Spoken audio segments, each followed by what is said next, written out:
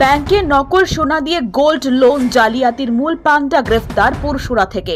বড়সড় সাফল্য তারকেশ্বর পুলিশের। ধৃতের নাম অভয় পাল। ঘটনার পর দীর্ঘদিন থেকেই পুলিশের চোখে ধুলো দিয়ে পালিয়ে বেড়াচ্ছিল সে। অবশেষে গোপন সূত্রে খবর পেয়ে বৃহস্পতিবার গভীর রাতে পুরসুরা থানায় পঞ্চাননতলা এলাকায় তদন্তকারী অফিসার তুষার মণ্ডলের নেতৃত্বে ফাঁদ পাতে তারকেশ্বর পুলিশের একটি দল। অবশেষে শেষ রাতে অভিযুক্তকে গ্রেফতার করা হয় বলে পুলিশ সূত্রে খবর। উল্লেখ্য, ব্যাংকে নকল সোনা দিয়ে প্রায় কোটি টাকার গোল্ড লোন নেওয়ার ঘটনায় ইতিমধ্যেই 4 অভিযুক্তকে গ্রেফতার করেছিল পুলিশ।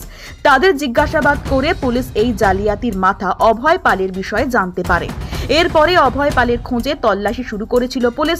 গোল্ড লোন জালিয়াতির ঘটনায় একেবারে শিকড় স্তরে পৌঁছতে ধৃতকে পুলিশি হেফাজতে চাওয়া হবে বলে হুগলি পুলিশ সূত্রে জানা গিয়েছে।